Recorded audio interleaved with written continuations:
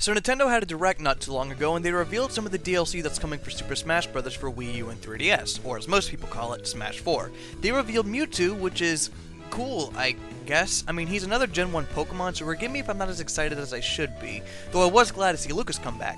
However, after they revealed these two characters, Nintendo released a Smash Bros. Fighter ballot, allowing us to vote for the characters who we want to see as DLC. As soon as the Direct was over, I went to the ballot and placed my vote. I mean, do I even need to say who I voted for? Of course I'd vote for Isaac. No, not that one. No, not him either. That's actually Matthew from Golden Sun Dark Dawn. He's Isaac's son, actually, and a lot of people get him confused with Isaac. There we go, that's the guy I'm talking about. Of course I'd vote for Isaac. He was the character who I wanted to see most in Smash 4 as a playable character, and I was really upset that he wasn't, but now is his chance. And, you know, while I was coming up with the reason to say why he should be the next DLC character, I came across a small problem.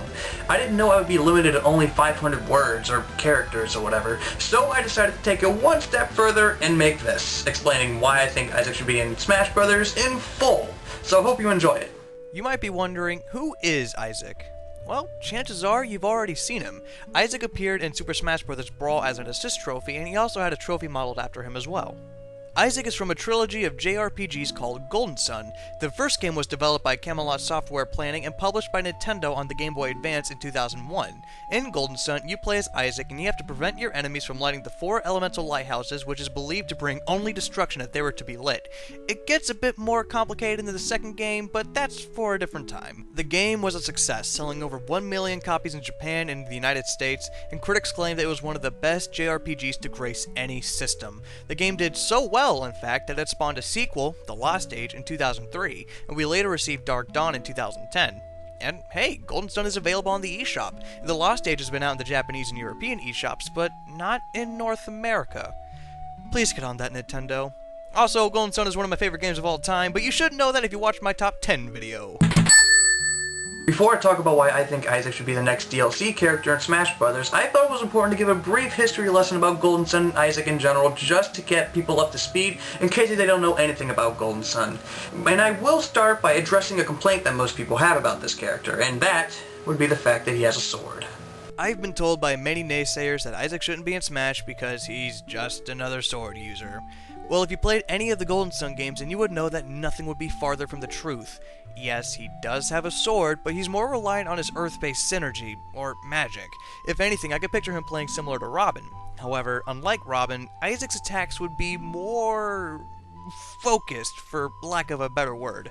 See, Robin has a number of magic tomes that he can use, and each tome has a different element. He can use wind, fire, thunder, and dark magic. Tacticians can't use Nosferatu, Sakurai! The point is that Robin can use a variety of magic attacks. Isaac, however, is strictly Earth-based. He can cause earthquakes, bring down stalactites, materialize giant swords of light to crush his opponents, bring forth Gaia, and that's not even scratching the surface of some of the synergy that he can learn.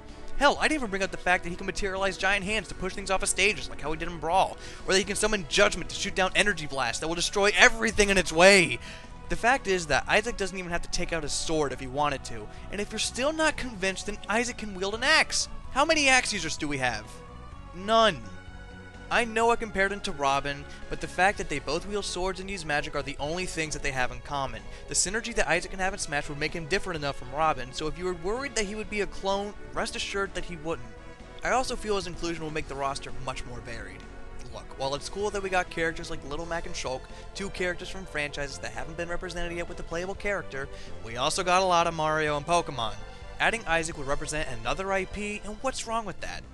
Not to mention that Olimar is the only character who's from the GameCube and Game Boy Advance era. Everyone else is either from old classic games or from the modern games. Why not bring some more characters from that time period? Sammy? Jill? Ray Mark II? Okay, I got carried away there, sorry. What I'm trying to say is that Isaac's inclusion will not only represent a currently unrepresented IP from Nintendo, but would also be another character that will be birthed from the GameCube and GBA era, aka when Nintendo was at their absolute best in my opinion. And let's be real here, the lack of Golden Sun love is depressing in Smash 4.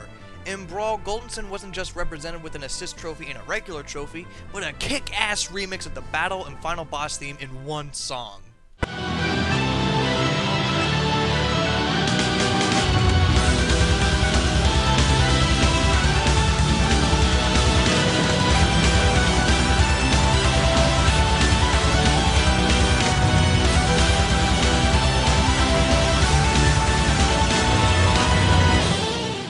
In Smash 4, all there is for Golden Sun fans is the same remix from Brawl and a song ripped straight from Dark Dawn.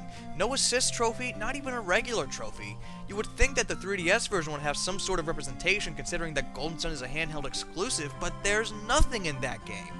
But most importantly, I want Isaac to be in Smash because it can only do great things for the Golden Sun franchise. Look at what Melee did for Fire Emblem. Marth and Roy were characters in that game, and people were so intrigued by these characters that Intelligent Systems brought this previously Japanese exclusive IP to the States.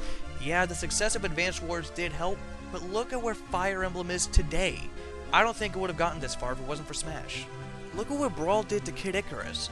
Very few people knew about this obscure NES game, but then when Pit was added to Brawl, we got another game on the 3DS, and let me tell you, that game is pretty damn great. And you want to know how many other Kid Icarus games there were before Uprising? 2. Look at what Smash did to the Ice Climbers, for God's sake. It's true that there hasn't been another Ice Climber, but look how many people were upset due to their absence in Smash 4. While Smash doesn't always bring dead franchises back to life, it definitely makes people aware that these franchises exist. And that's what I want for Golden Sun. I want more people to know that it exists, and Smash will be the greatest way to do so. And you know what? The demand for Isaac is there.